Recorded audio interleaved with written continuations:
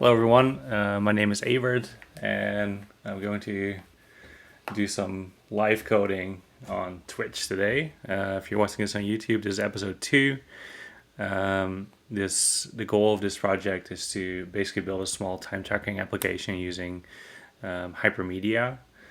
In the first episode, just a recap, I started working on the API. The API has a couple of different endpoints that we're going to have to build at some point. They're all kind of summed up as these different types. So basically the goal of the time tracking application is to let, say, freelancer track how many hours they're working on for specific projects and clients. So basically currently the data model is that there's a client, a project that's associated to a client. So you can work on multiple projects for a client. A person is someone who is doing the work and is tracking time, and entries in the database. So we have an ID here, date, minutes, a person, and a project. So basically you can log multiple entries per day. You log how many hours you worked on a thing and what project you worked on. Since the last time, I'm using a different keyboard now because I got some criticism that the last keyboard is extremely loud, and it totally is. I forget what it's called. I think it's a Keychron keyboard, and I literally got the keyboard with the loudest possible keys. Not because I like it loud, but because, if they're less loud, it doesn't feel as good. So I'm temporarily, for this stream, switching to a very flat Raspberry Pi keyboard, so it should be a lot easier on the ears. So this is our data model. I'm just gonna take a look. I haven't actually touched this in a couple of weeks, so it's gonna have to warm up a little bit to this again. Let's take a look and see if the application still runs. I would have done that probably with npm start. Yes. Okay, so I'm just gonna grab my browser.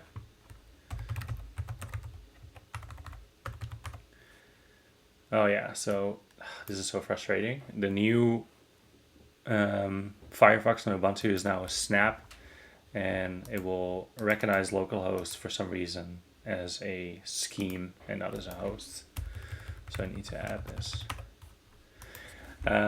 Cool, yeah, so this is currently the project. This looks kind of unusual. So I've worked on the API so far. Not the front end yet. That's something we'll do in a later episode. There's currently one endpoint in this API, and it's the client endpoint. What you're looking at right now is the API browser. So this is just a standard plugin for Curveball that automatically adds an API browser if you're building a JSON-based API. So we have one main endpoint that was built so far. It's a list of clients. And so one of the things we did in the last episode too is we built a read-only API for this, but actually it doesn't have a database in the backend, and so it's all just generated on the fly, which means that also means that there's no it's only a read-only. So I'm gonna take a look at the code for this.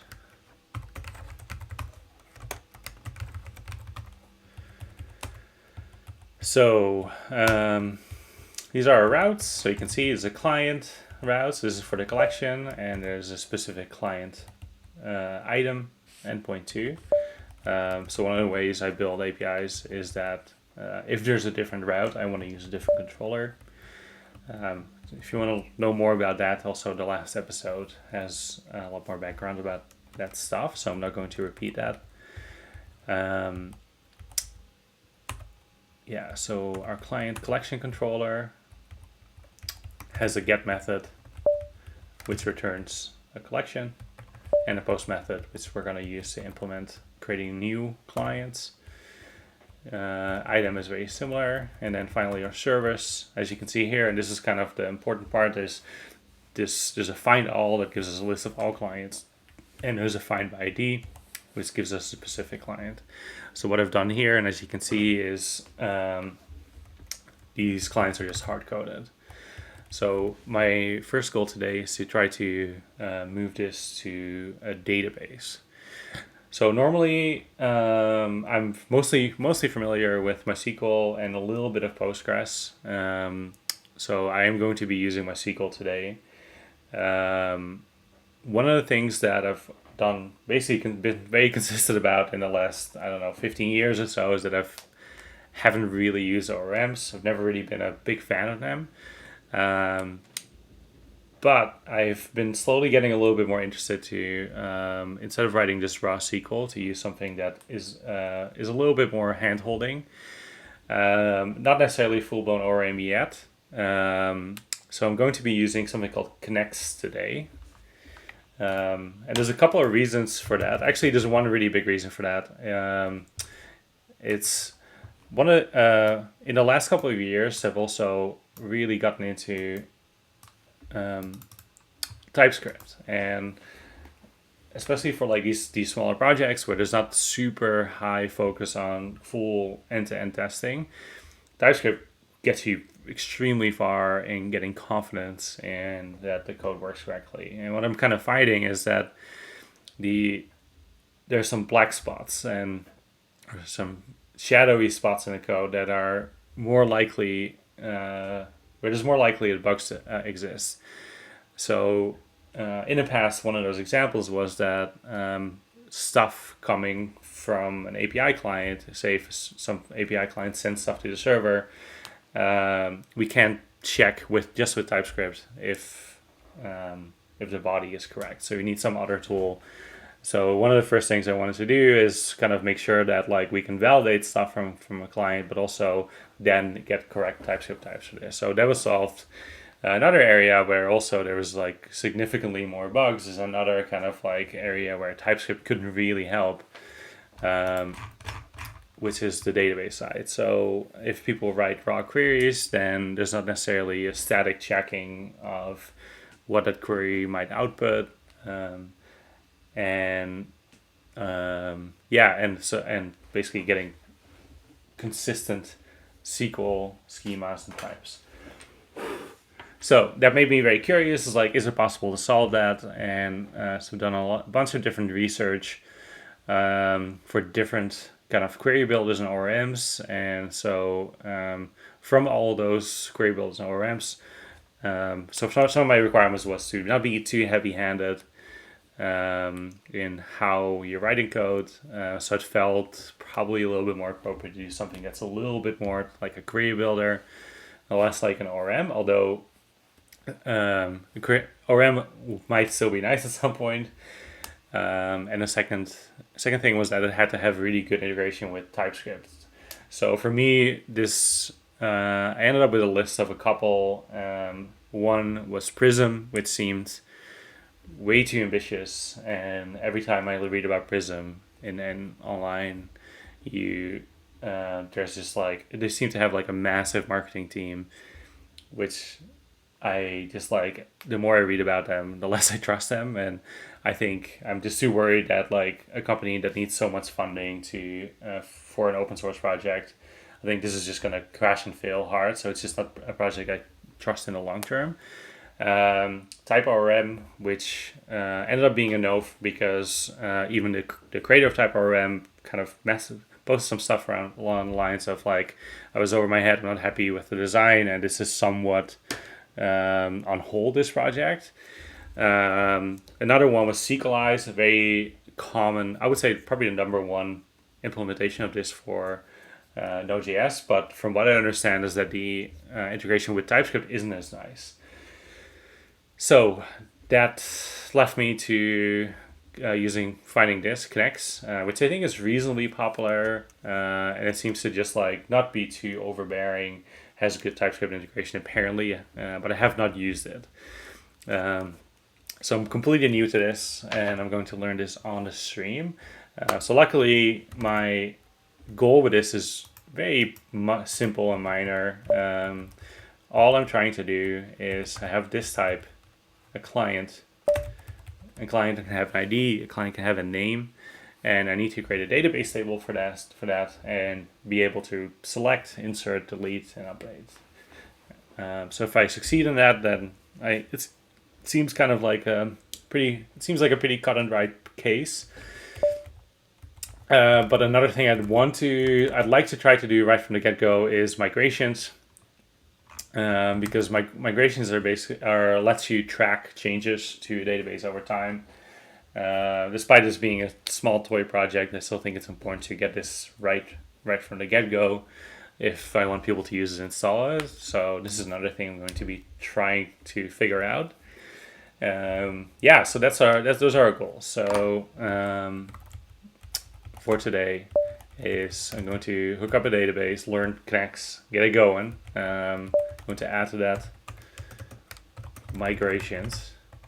And if there's enough time after the client API, I also would like to do the projects API, and that should be very fast, but I'm just going to see how far I can get just with those first goals. Okay, so Connex. It's a bit weird to learn this kind of on the stream, so we'll see like if this is going to be boring because I have to read and narrate to some extent. But a lot of this stuff seems pretty straightforward, so maybe I can just like dive in and maybe it's all good. So the first thing is like I need to initialize the library. I figured as much. I need to learn a little bit about migrations.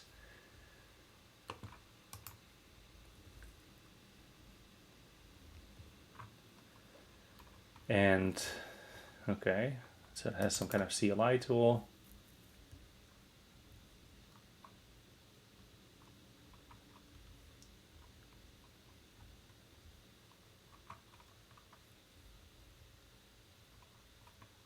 Very interesting.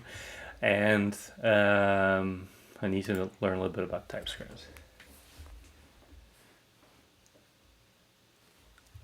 Yeah, I've read this before. TypeScript support is the best effort. So it's a little sad. But it seems like it's the best we can get.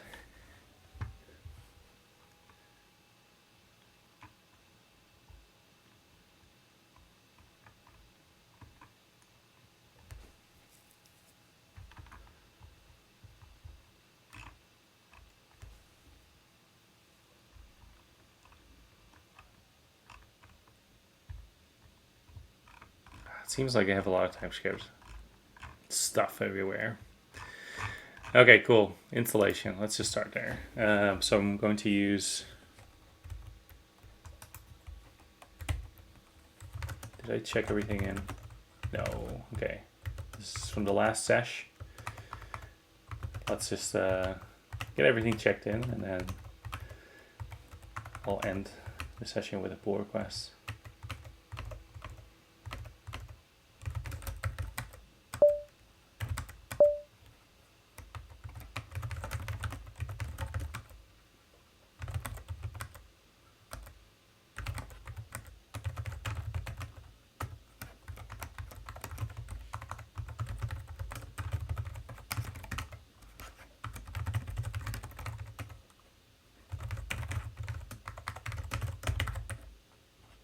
We'll make a new branch for the Knex stuff.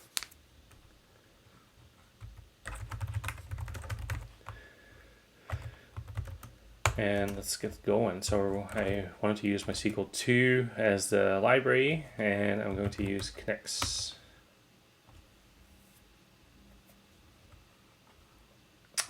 Cool.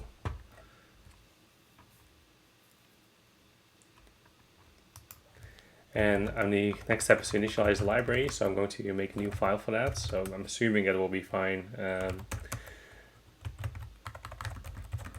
Yeah, should I call it Knex? Maybe I will.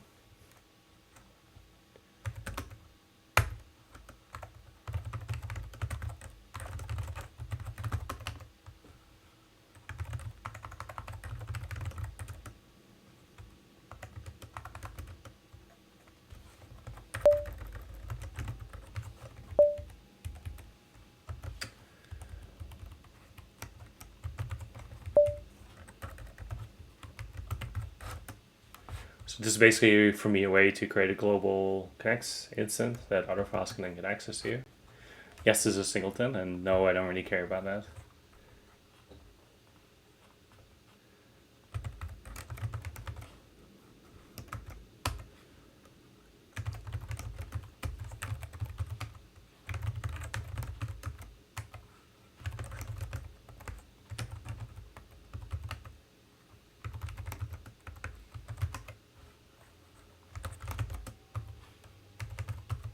I don't have a name for time track applications, so right now it's just TT. And I don't really care about passwords on localhost.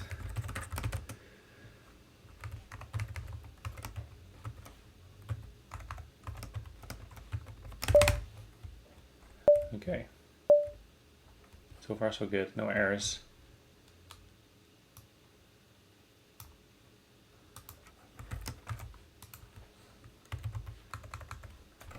Let's get a watch script going too. This just continuously runs TypeScript and type checks everything. I think it's this. Yeah, looks like it. Address in use, and that's because I already have a server running somewhere. There.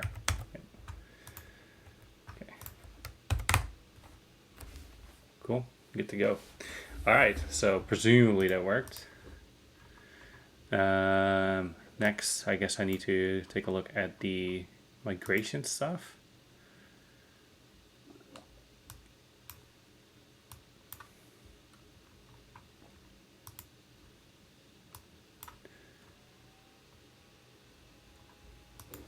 Okay, migration CLI is one with Knex install and is driven by the Node lift-off module, whatever that may be. To install globally, no, I don't want to. Migration CLI accepts the following general command line options. Specify the Connex file path, I don't know what that is. Specify the path to the Connex instance. Okay, a lot of the stuff I think is some presumed information here.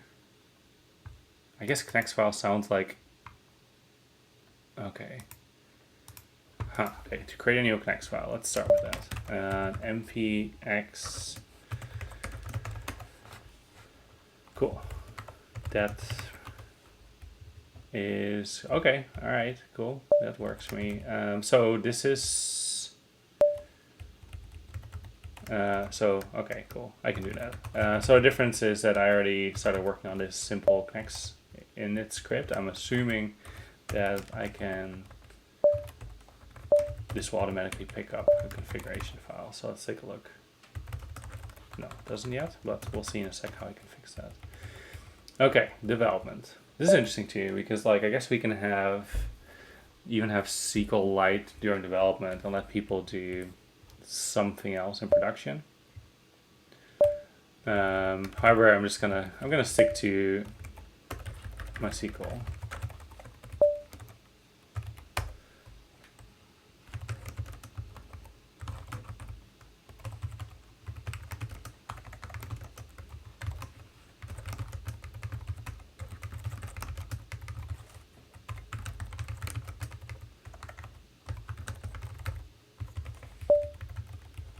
And we don't need the others for now. Oh, this seems like important. Should I add this? Let's do it.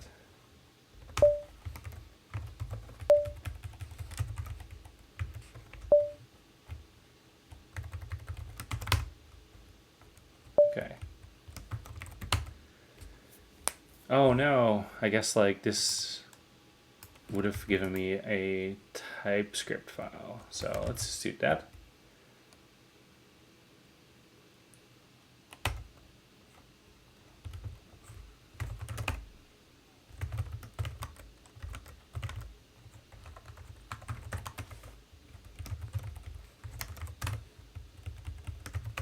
Okay, honestly, this is the exact same thing. This is, just rename it.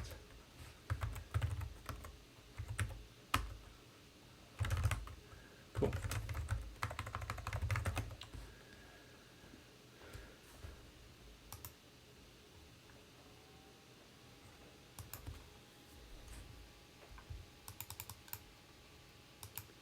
Okay, once you have a Knex file, yes, you can use the migration tool to create migration files to a specified directory. Creating new migration files can be achieved by running, okay, npx migrate make. Migration name is clients, I guess, because that's the first table we want to make. And I want to do the TS this time. Unsupported, okay. Oh, that's because I'm missing something. Okay. Migrations. Okay, so this is a migration file. Normally I write migration files in SQL.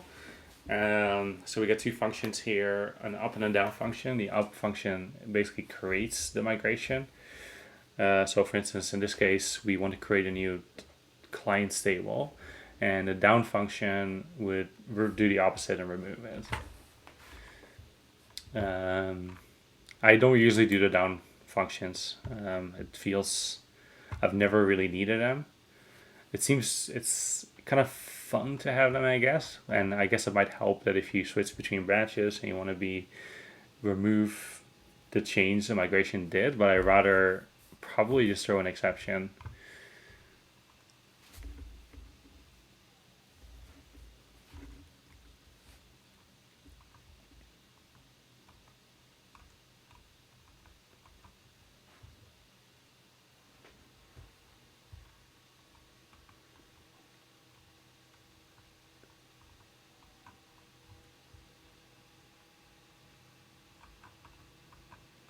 Okay. Here's an example of a migration.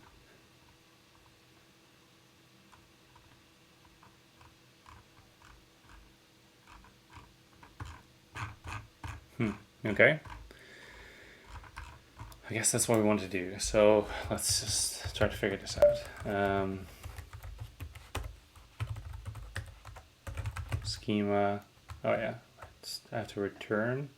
I'm assuming it's because of promises I have to return something. So I'm just going to do await Knex dot schema dot create table client. So the age-old question: do I use plural, singular for table names?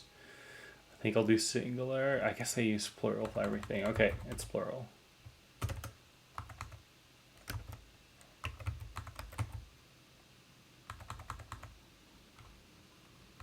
Okay, it's too bad that this is a kind of... I wish this were not callbacks, but yeah, we'll see. Function table dot increments ID. Okay, sure, whatever. Table dot string. So we had a client name. 255 seems like a fine limit. Also not nullable. That's cool. And I guess I also want to do a timestamp. So, okay, so this one thing I don't know is I'd like to, yeah, I guess I'll just do timestamp. Sure, that's fine.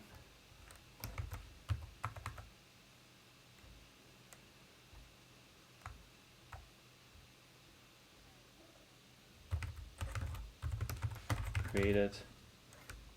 At.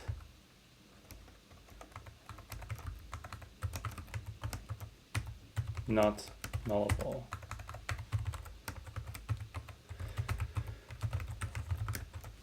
Modified at not nullable. Cool. Yeah, I think that makes sense. That's a good start.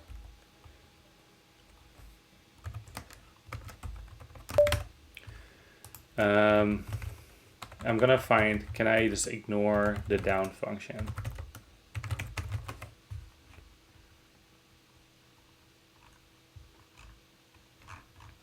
You know what? Maybe I'll just like add a down function for now and try to do things the Knex way, I guess.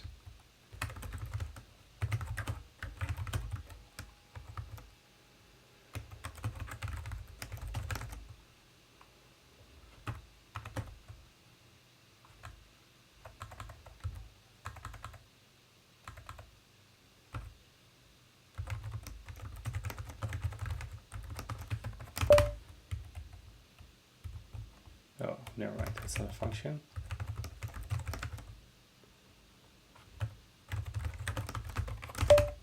Okay, cool.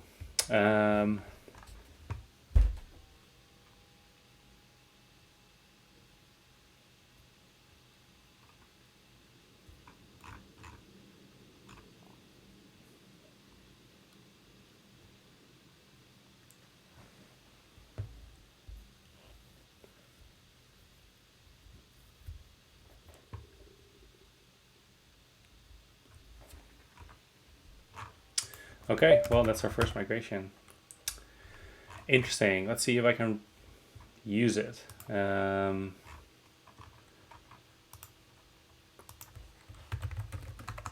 Knex migrate up. Okay, cool. So far, so good. I got an error that I can't log into my SQL. So I'm going to make sure that those tables, basically the database exists and the user exists.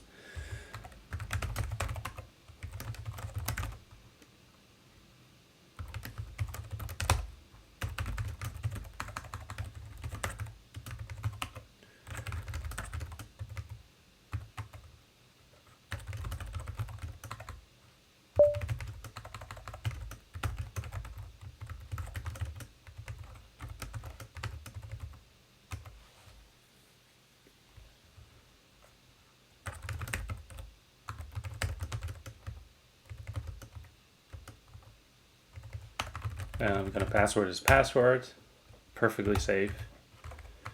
Wow, I think it's the first time I was able to do the user creation thing in my SQL from memory, and I've been doing this for like too long, and I always had to look up, especially this one, and it looks like it just worked. Anyway, it could be famous last words. Let's see if it actually did work. Okay, that's interesting. Cannot use import statement outside of a module. So basically, Knex looks like Knex saying that it won't support import in my TS file because. But yeah, the error basically looks like it's not actually running TypeScript for this. It's doing this it's interpreting the file as JavaScript. So even if I fix this, this could be a bigger problem down the line. So let's see if I can fix this in a more correct way.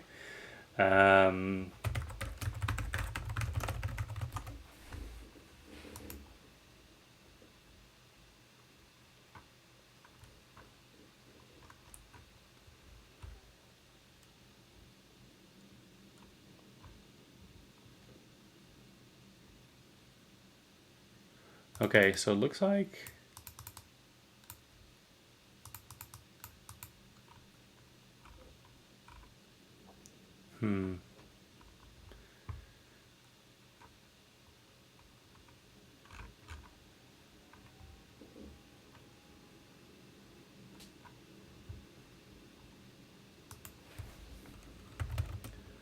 okay, let's see if my module that's set to that works.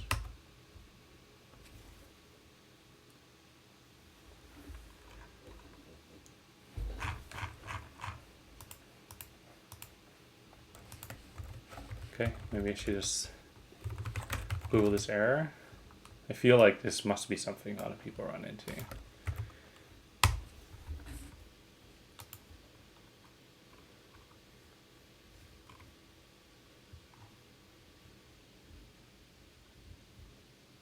Huh, okay. So make sure you're running the following command to initialize Connex if you're creating TypeScript migrations. So I thought I did. So I'm just gonna shelf this and do Connex init xts.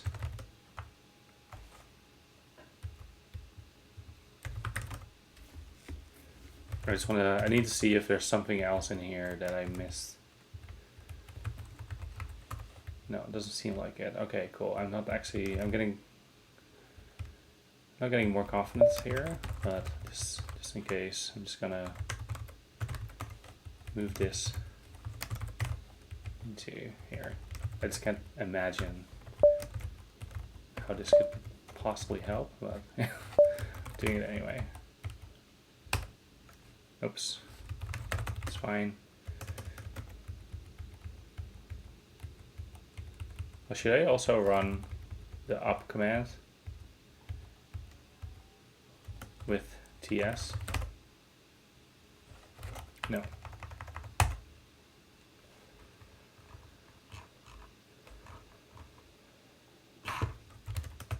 Okay, why is it? Oh my god, what happened?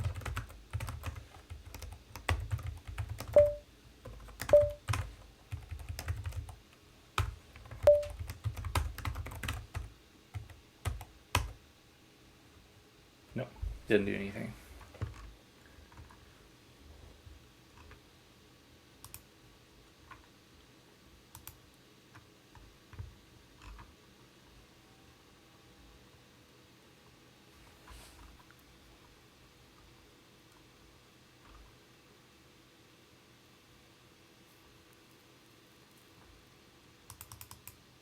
Okay, I think we support Knex files to be TS, but not migration files per se.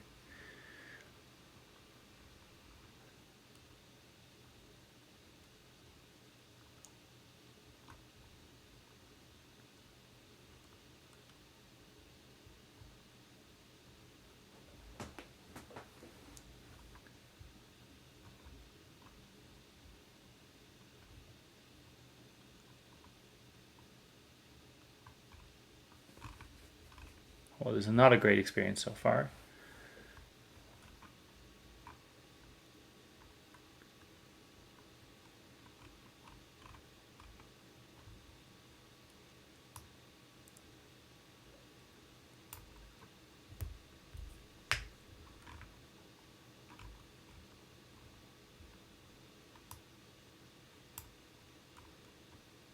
Okay, so what I'm going to do is, it's very important for me to use TypeScript, but not necessarily for the migration. So if I just rename this to a JS file, and then I think that's already a step forward. I'm going to also, I don't really care about using import either, so I'm going to change this to a JS file. It's a little annoying because I'd like to be able to use TypeScript for everything, but I can live without it in migration files.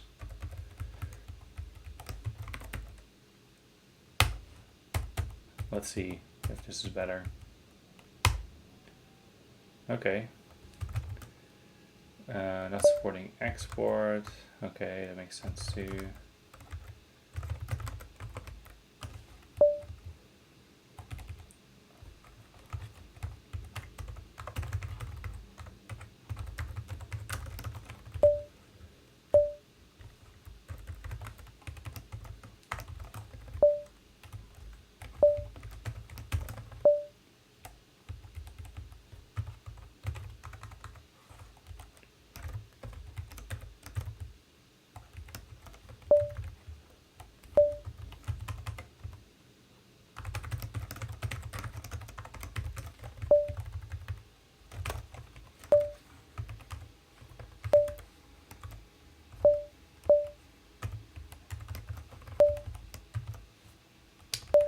There's a lot of little bells every time Vim tells me I'm doing something bad, so I'm just going to make sure that we're not capturing that. Okay.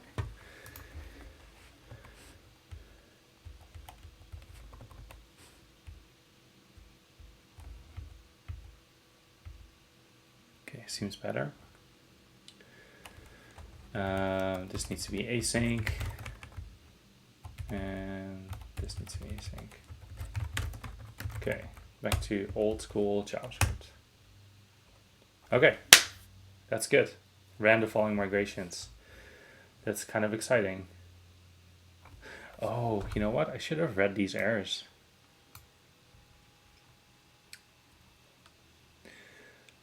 Okay, you know what? I am going to undo everything I just did. This, yeah, it seems a little crazy, but if I can get TypeScript, I think it's better.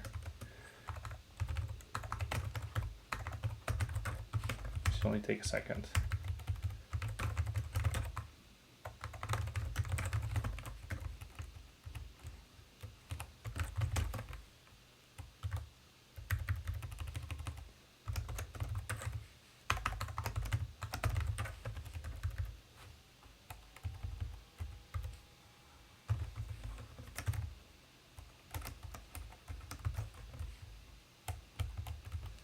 This is the issue with like doing live coding, is that sometimes you run into roadblocks and it just slows the whole thing down. Whereas if I prepared for everything, then I would have known exactly what to do. But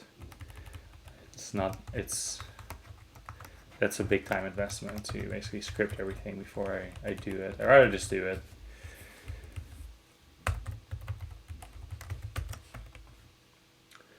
Okay. How did this look before? Did it look like this before?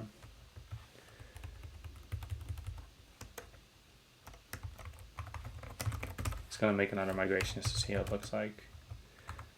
PX, Knex, no.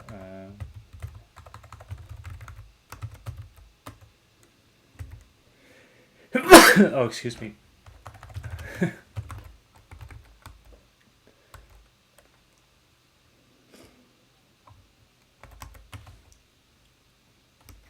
Okay, just need a big.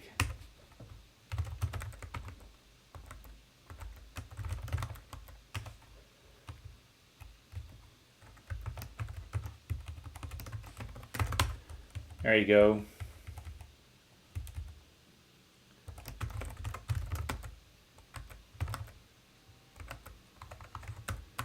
Okay, so I'm going to install tsnode register. Is that a def dependency? Maybe. Let's see. Maybe not.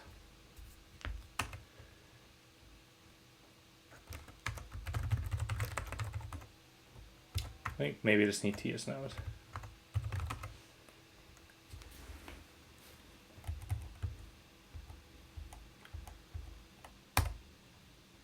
No, I didn't want to do that.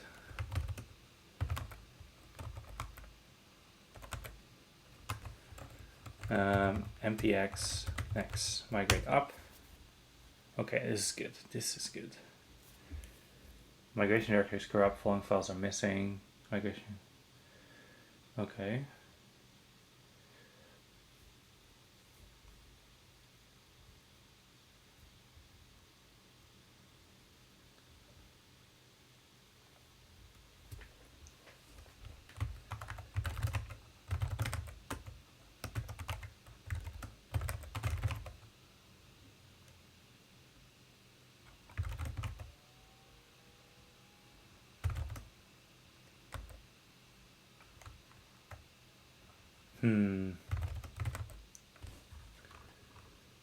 Oh, it's because, okay, I ran that migration earlier. So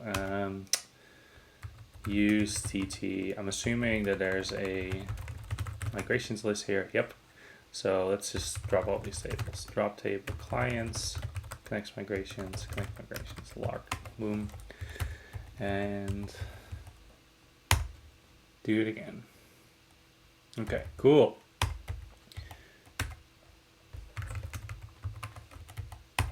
Yep, that worked. What's in here?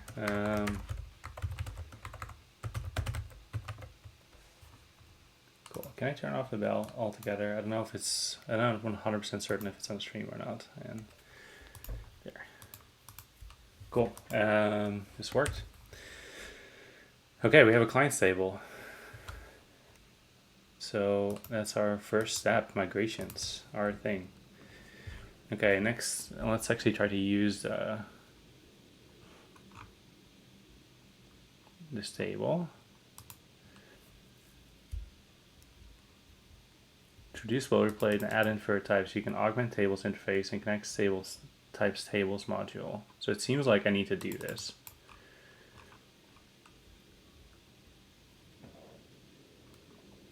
This, like, I understand this part, but this seems kind of intense.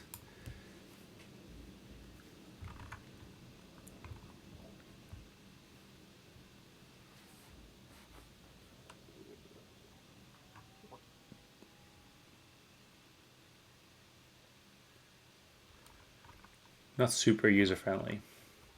But I think I should do this, I guess.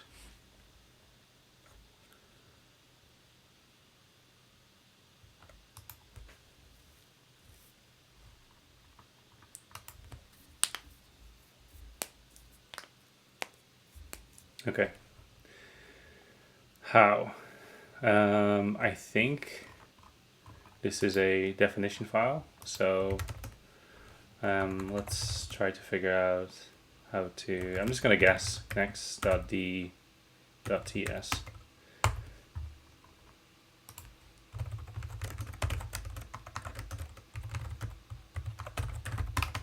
Declare module Knex types tables. So basically, this syntax lets us change a type that Knex already provides. So we have an interface called client that has an ID, which is a number. It has a name that's a string. Wow, these actually are identical, almost identical. Created that and modified at. Okay, so interface tables, clients is a client, I guess.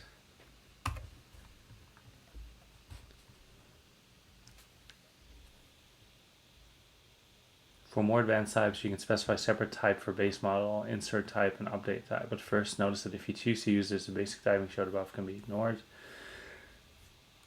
Okay, I don't really know what these things are yet.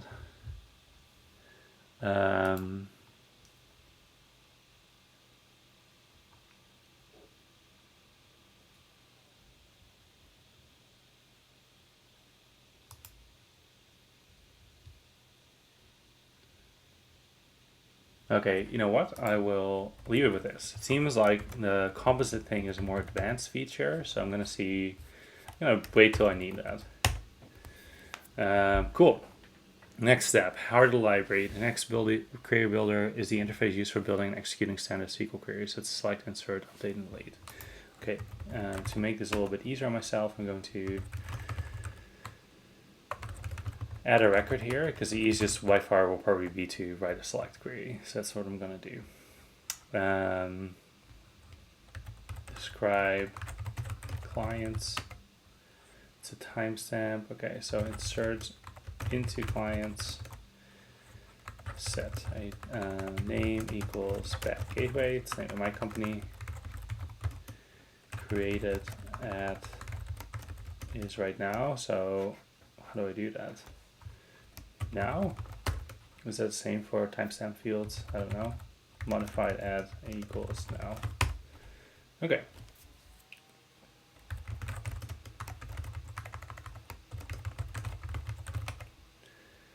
Seems to have worked. Time is in local time, which is a little bit concerning. How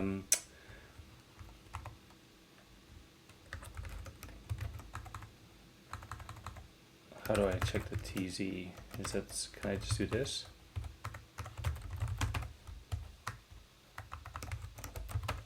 Okay, MySQL.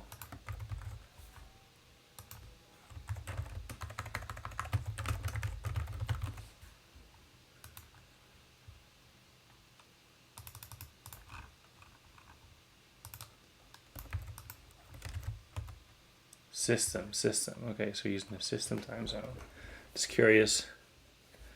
I can change the time zone just specifically for me. And just curious, do I get different numbers here? Yes, okay, so that's good. So these numbers are automatically converted back and forward. I don't like that. I personally prefer MySQL to not handle any time zones. But I think, once we deploy this, I think we're just going to store everything in UTC, or have everything in UTC anyway. But yeah, it makes me a little nervous, but I'm just gonna go with it. See how far we get with this.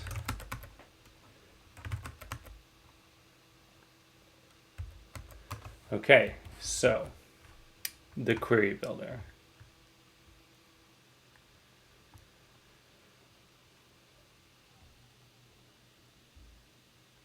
Interesting.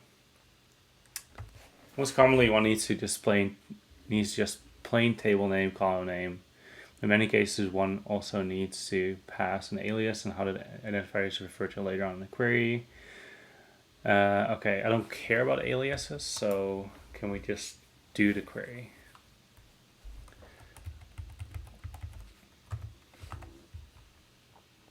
Oh yeah, this is another issue. I want to use the Knex file thing.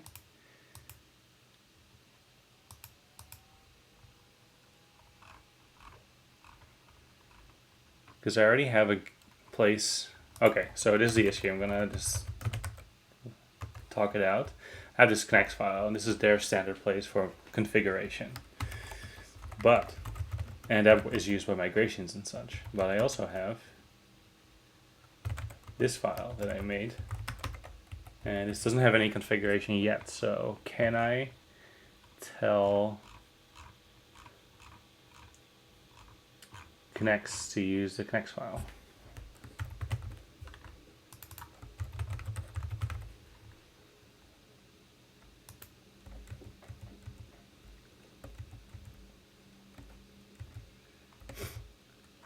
Okay, Knex file.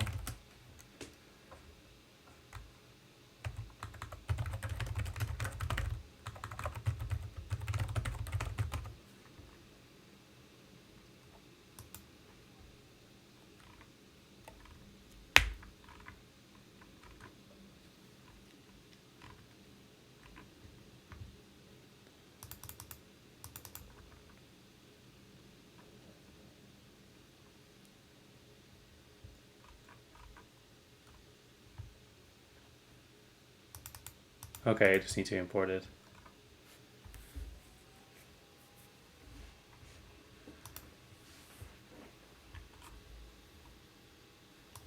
Okay, let's see.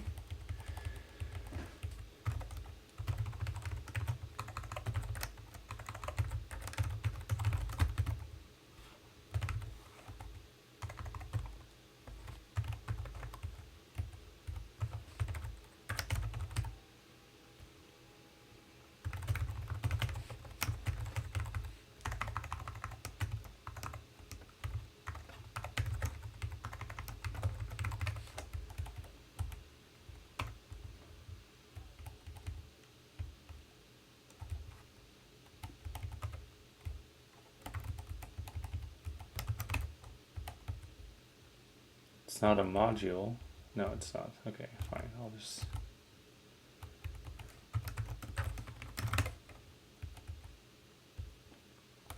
Okay, doesn't like that syntax.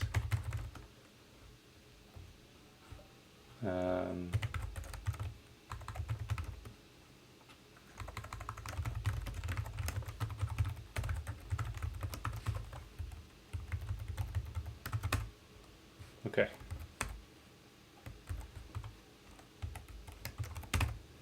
Closing everything. I want to close this too. So I can go back here.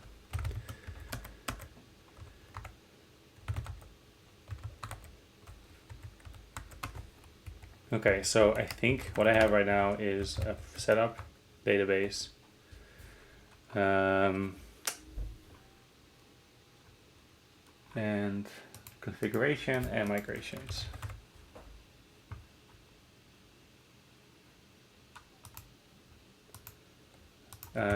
And now the last thing, let's see if I can actually do the select, because as soon as I'm kind of past this point, then everything should be sort of easier. Okay.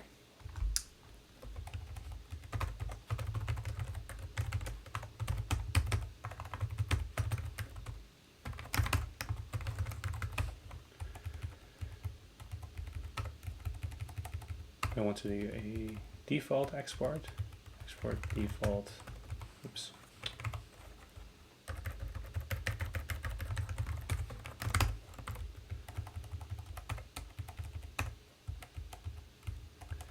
And let's see, how do I do a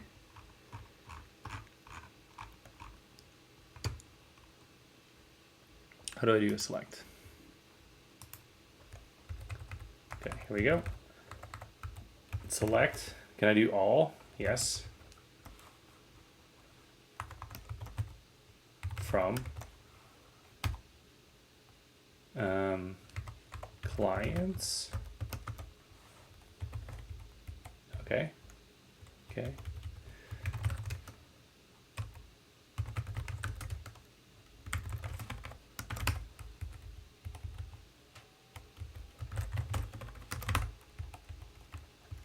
Oh yeah, so I'm converting this function to an async function. Wonder if I can reduce the font size a little bit and for it still to be legible. Oops, that's the wrong way.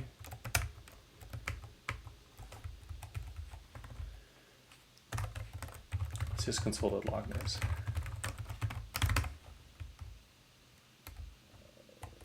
Oh yeah, it's fine by ID. It also has to change. Can I just do that in step 2?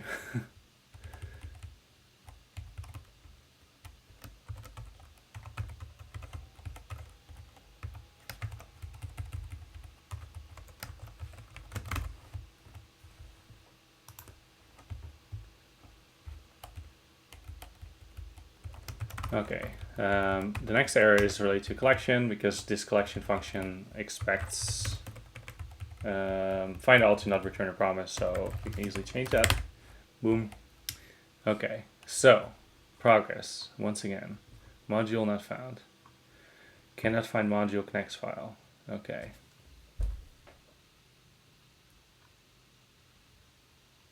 Interesting.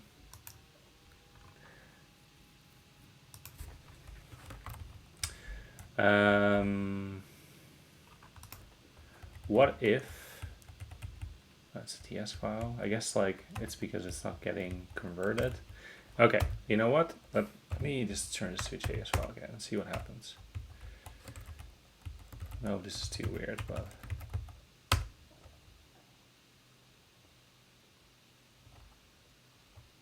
okay, let's just keep it as a JS file. It is a bit weird because this Knex file thing is outside the source, and source is where all my TypeScript files are, so I guess it doesn't get compiled in, and yeah, so this just seems more likely to be successful.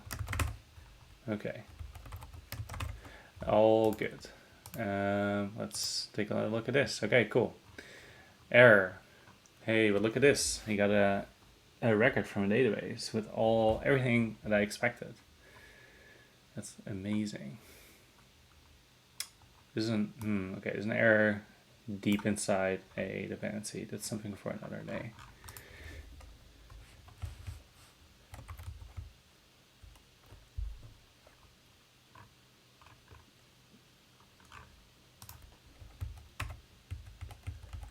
All right, so I think this is gonna work just fine. Could I just do, because this is kind of the dream, can I just do this?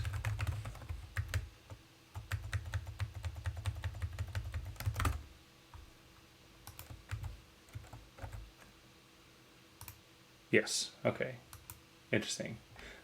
Interesting. So, oh yeah, okay, that makes sense. So these are compatible because a client has a name here, an ID, and those are in there. Okay, but now it gets weird. So what I also want is on client to have a modified at, and I created that. I'm assuming I'm getting an error now. Okay, well, should have gotten an error. It doesn't work. Too bad. Can I do...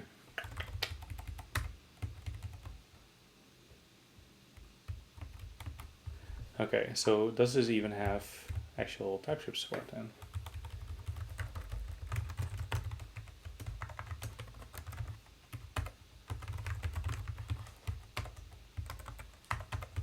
So what is foo? I think Vim will just tell me if I wait for a couple of seconds. Nothing. Oh, it's any. Well, that's useless. Okay, then what's the point of Connex? Aside from the query building, which I don't super care about. It's this stuff. Okay. This doesn't feel as useful anymore.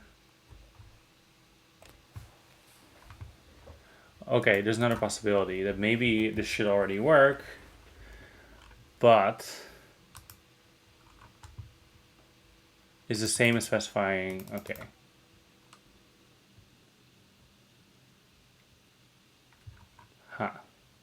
maybe this doesn't work. Maybe this definition file is ignored or something.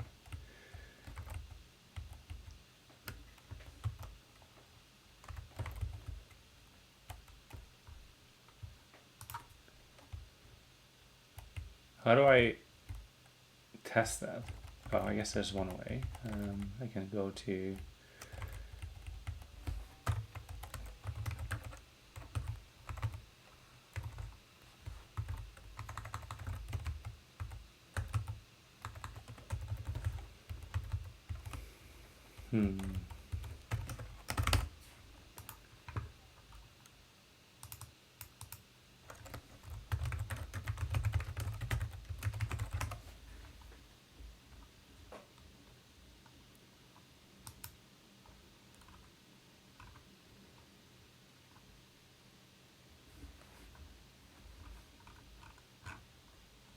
okay, I guess I can do something with this.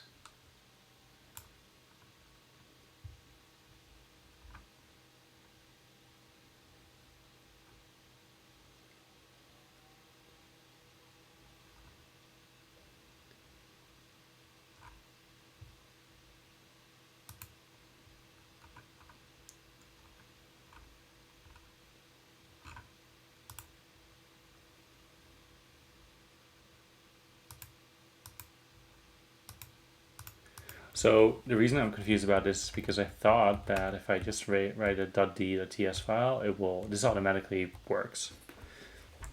Oh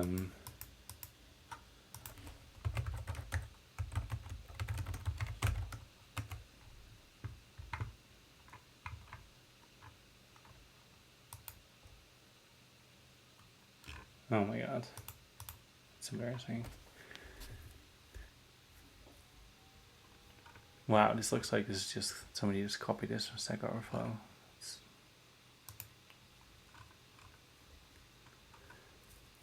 I don't want to create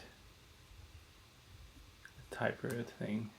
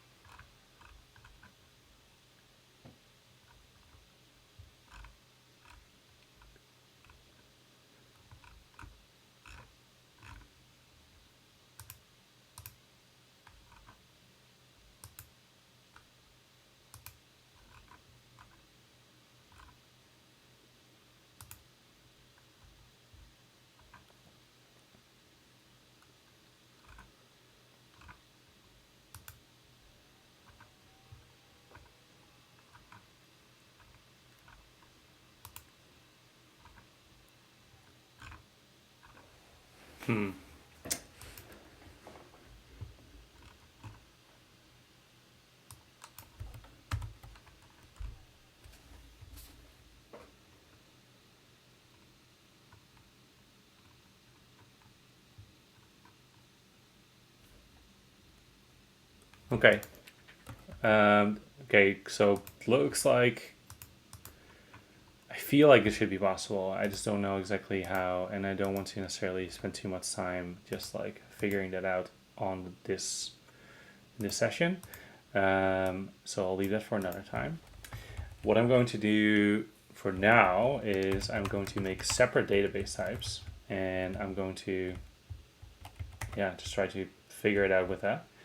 Just want to make sure, absolutely sure, I am using the right namespaces. Types, tables, yeah, that looks fine. Okay. I'm also just for, okay, what is my last test? Oh shit, okay, I might you know what?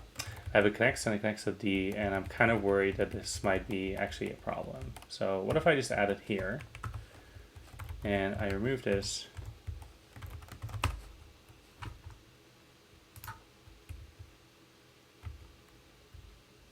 okay, that actually fixed it. Okay, so I think it was because I had the same name for Connex.ts and Connex.d.ts. So now I'm declaring this module, I'm setting the client, and this is exactly what we expect because the client has a created add and modified add. Let's see, and I think these actually will be dates. Okay, so this is, okay, cool, yeah, this works. So this is how the database structure would create add and modified add. I use an underscore for separating multiple words. But then our actual types use camel case.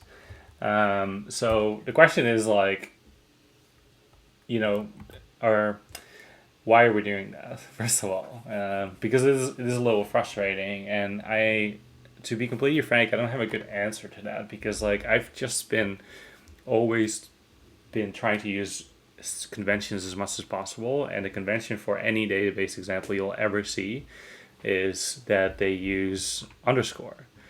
However, whenever you do anything in JavaScript, it tends to be camel case. So I've thought maybe it makes sense to start using camel case in MySQL as well because it seems to be the less visible part, and maybe it doesn't really matter. And I thought a lot about this, and so I started thinking more, and I've still decided to not do that. And the reason is a little convoluted. My thought about this is that, well, I'm specifically forced now to convert one thing to another, and that's kind of annoying. So I might need to write a function like this, map to record, or a map to record.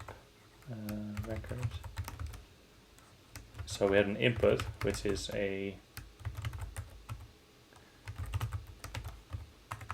actually I also don't know how to type this.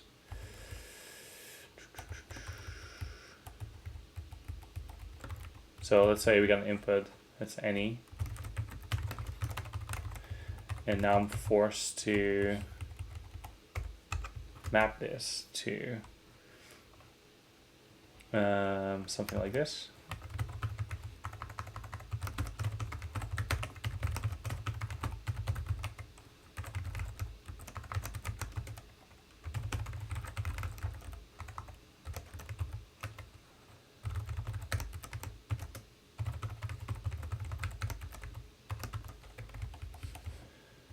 So basically this creates a bunch of boilerplate. And the question is, do we want this boilerplate? So yeah, so I ended up for most of the kind of more professional projects I worked on to keep this boilerplate. And that seems a little crazy because this seems like a lot of unnecessary work, but as it kind of turns out in practice for me is that what is in the MySQL type or in the database type and what is actually the type that we want to return from an API ends up diverging a lot. Because there's stuff that is going to be in the tables that needs to always be hidden from the actual API. And this actually kind of forces users or the developer to always kind of think about this step as like, what is the actual thing we need from MySQL? What is the actual thing we need in the application? But yeah, for something that's like this, that's a bit more of a hobby project. I'm not really sure if this makes as much sense. But then if I wanted to change that right now, it means that basically I need to remove the migration and switch everything to camel case. I'm not going to do that in this call either. So I'm just going to end with basically just like keep this with this little mapping function. The last thing I don't know is like, how do I type this table? So what I'm going to change that as well. So I'm going to make export interface client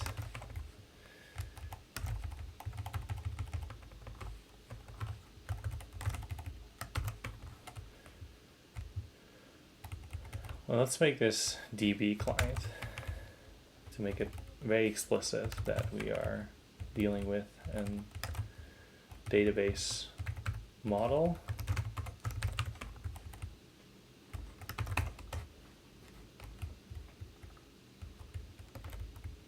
Cool. Back to the service. Now I actually have something that I can import, which is nice.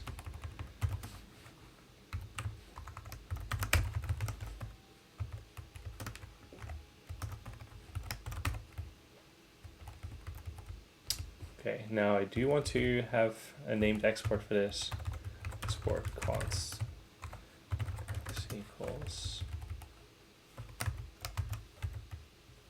Knex init. I'll keep the default export anyway. Okay. Cool. Now I have a type I can import, which is nice.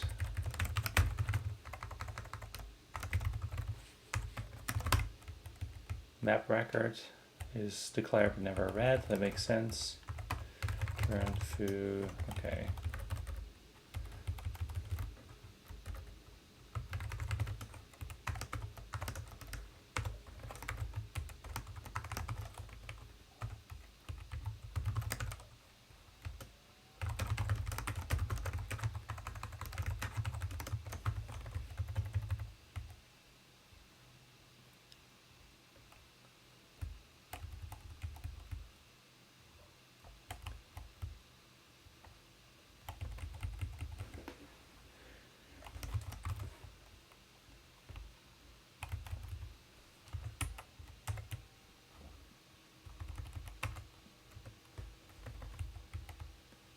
Oh yeah. There we go. Cool. Now finally my final function works. Oh my god, that was a process. Let's do the find by ID too. So close.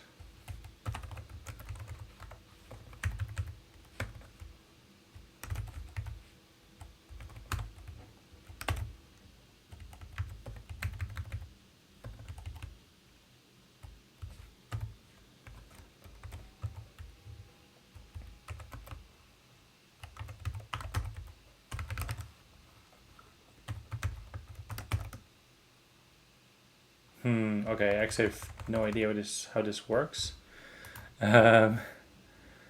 Where?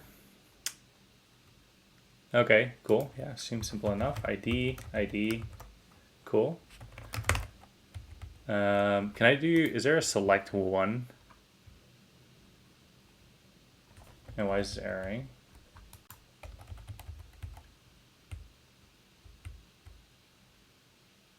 Oh yeah, cool.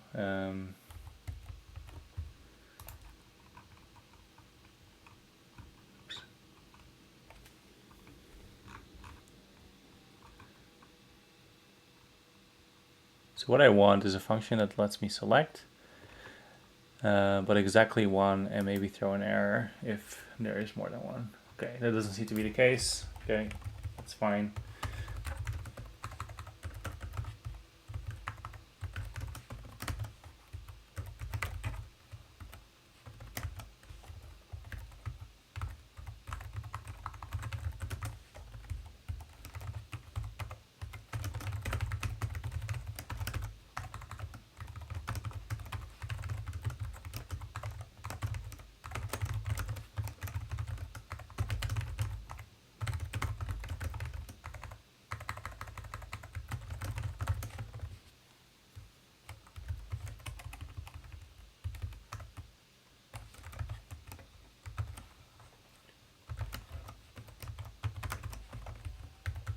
So I want to throw an exception, a not found exception specifically if we can't find any clients.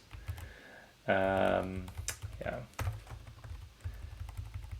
The not found exception ensures that it actually gets turned into a 404 by the framework.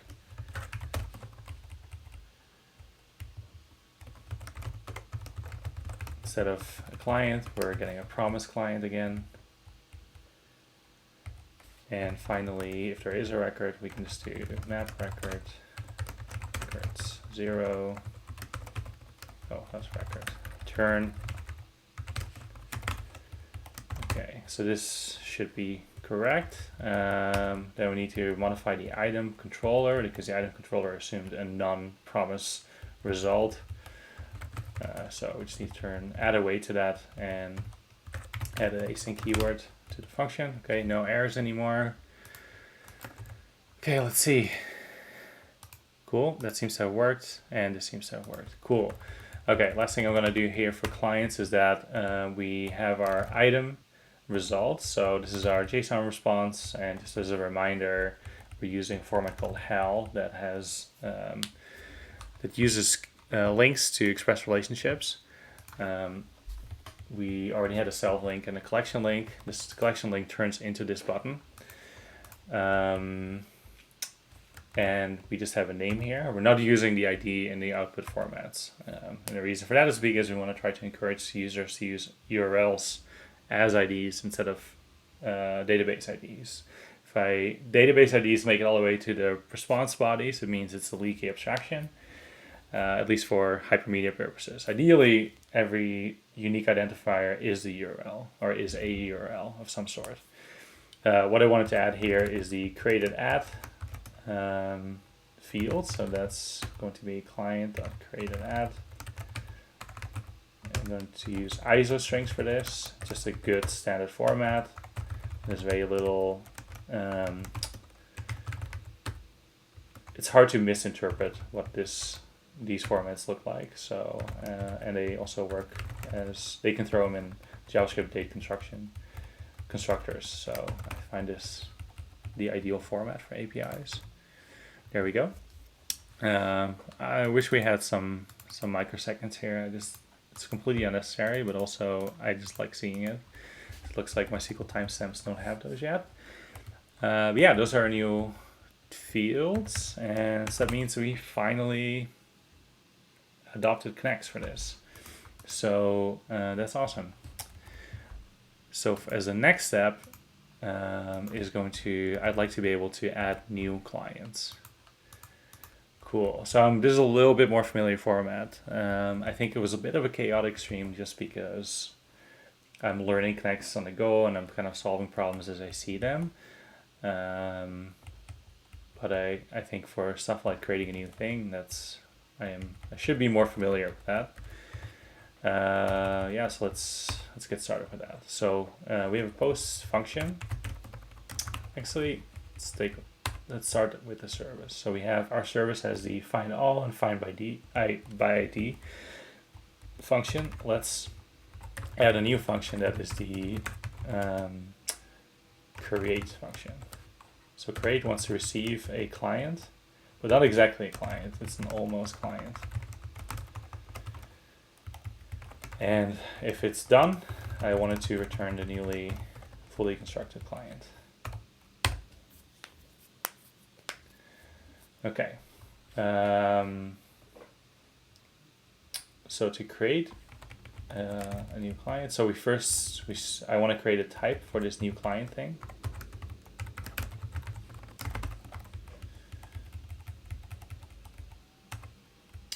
Here's our client, and the new version is going to look like this.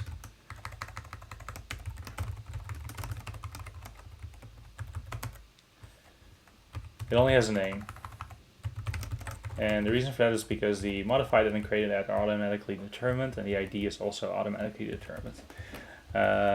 So this is a simple way to write this.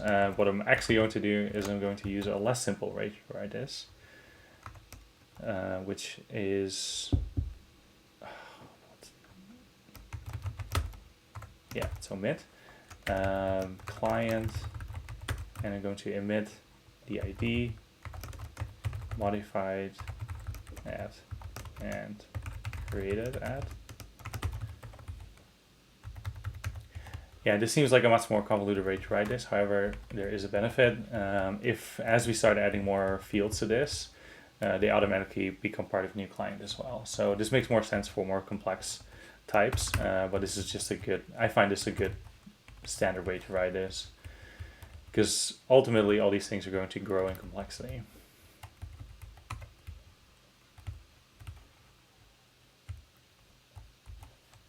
Let's write our insert thingy. So that would be Knex.insert. I'm assuming. Actually, yeah, I'm not gonna assume how this works. Insert. Okay, so it uses Knex and then a table name.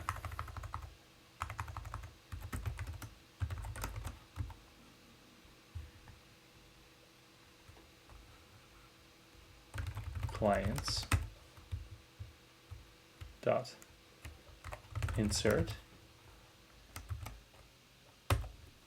name as client.name created at new date. That should be fine, I think, and modified at is also a new date.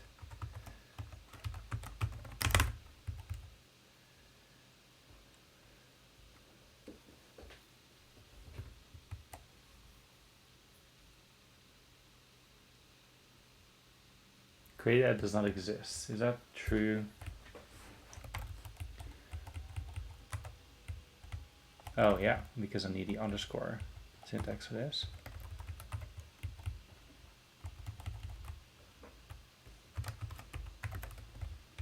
Yay, typing works.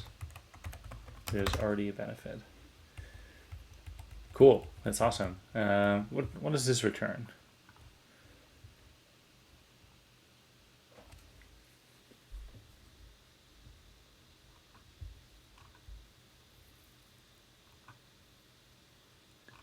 Because what I want is the insert ID.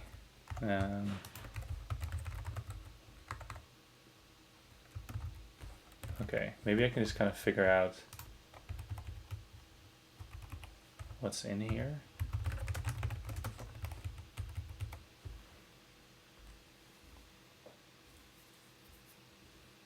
It's a number. That's an array of numbers. Okay, interesting. So I'm guessing that. Oh wait, there's also a returning. Creates an insert query, taking either hash properties to be inserted in a row to be executed as a single insert command if returning array is passed. If returning array is passed, it resolves the promise with the array of all the added rows with this. Okay. I'm confused.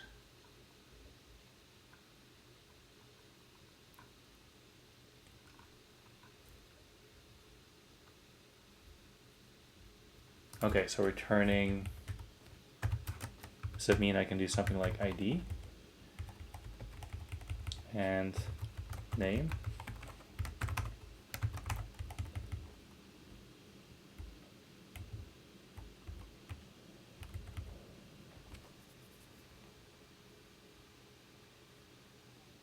Okay, yes. Can I do star?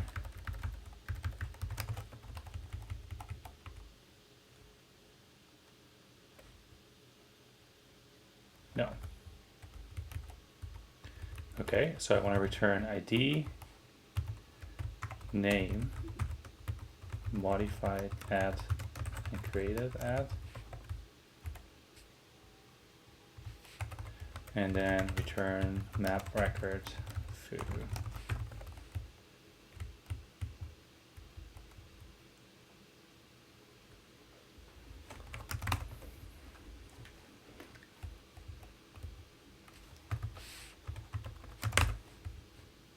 Okay, this seems to be correct. Okay. Next step, I'm going to change my type a little bit. So I have this client type and I have a new field that I really want to have a part of. So I have an ID here, but also every client has an href. We need to determine that href, this is basically the URL, its own identity URL, and that's also the URL that we use to access the client. I find it useful to have this in my base type because we need to generate this URL at several different places, and instead of generating it everywhere, we can just generate it once and then reuse it everywhere. So that's exactly what I'm going to do. In map record, all I have to do is change it here. It's pretty simple. So let's open the URL, It's currently not running, it's fine. And this is the full URL. So all I gotta do now here is client.id.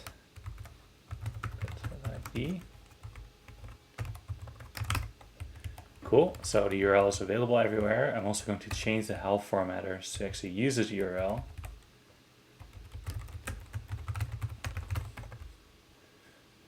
And here.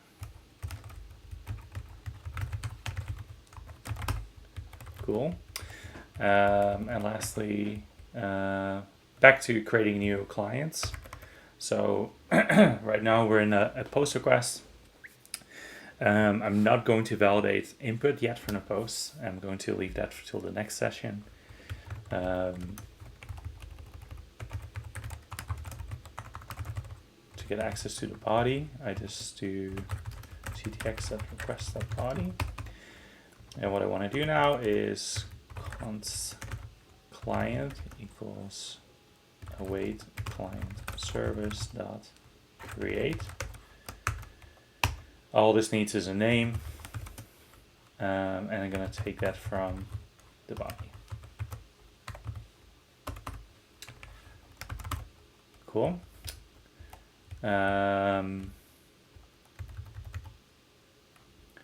Objective is of type unknown, which is correct, because by default the request body is an unknown type in Curveball, unless other frameworks where it tends to be any. So what I'm going to do is I'm going to hack this for now, and then we'll fix this when we add validation.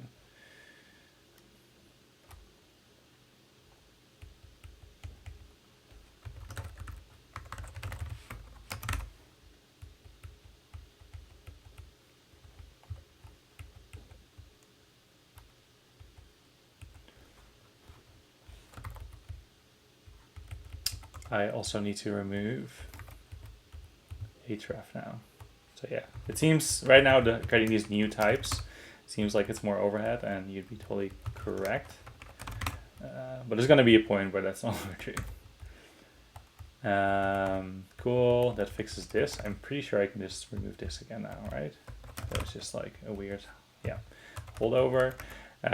Cool, so what do we want to do if post is successful? Two things. We want to set the status to 201 created, and I want to add a location header of the newly created resource, which is response.headers.set location client.href. And this is the reason why I added the href, because it was like a fourth place where I needed the client URL.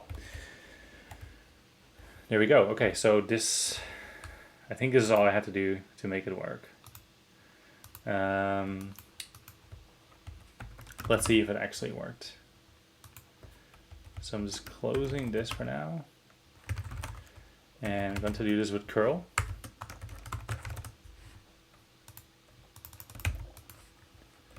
This is the URL.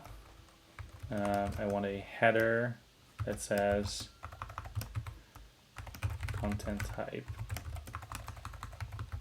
equals application JSON. And I want a body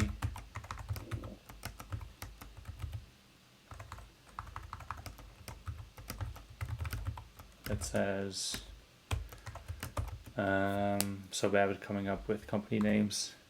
I'm just going to do my friend's company.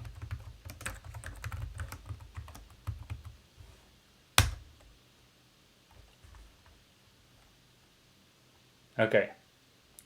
Interesting. So two things are interesting here. One, 201 worked. It created the thing. It also, I got a warning that said returning is not supported by MySQL, will not have any effect. So I'm assuming it means that the location header was wrong, because if returning didn't work, it means that we didn't get a full record. And if we didn't get a full record, it means that we were not able to determine the new ID. So let's see if that's true. So I'm going to add a verbose. Yeah, location client undefined. Okay. Okay, well, since we can't rely on that feature, let's do it without that feature.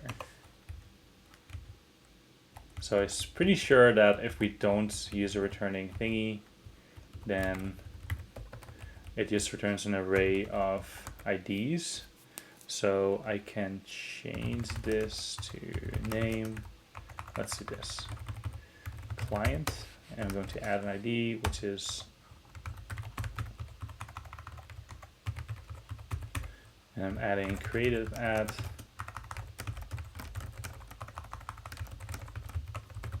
Modified add.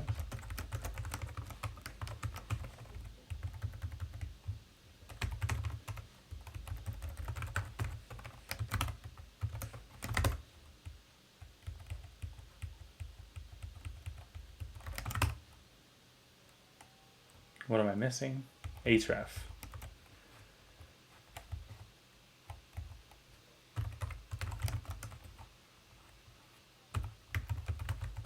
So I guess I did just, do you have another place now where I need to manually add the href? But at least it's all in one file. And it's a consistent way to get to the href from anything that uses this API. Okay, I'm missing something else. Oh yeah, colon. Wow. A lot of errors for one colon. Okay. I'm going to use another friend's company name.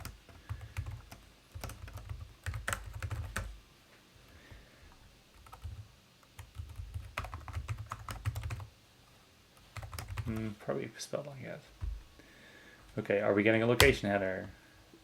Yeah, and for client 4 for some reason, not 3. Very weird. Oh, I got 2 MX systems. That makes total sense.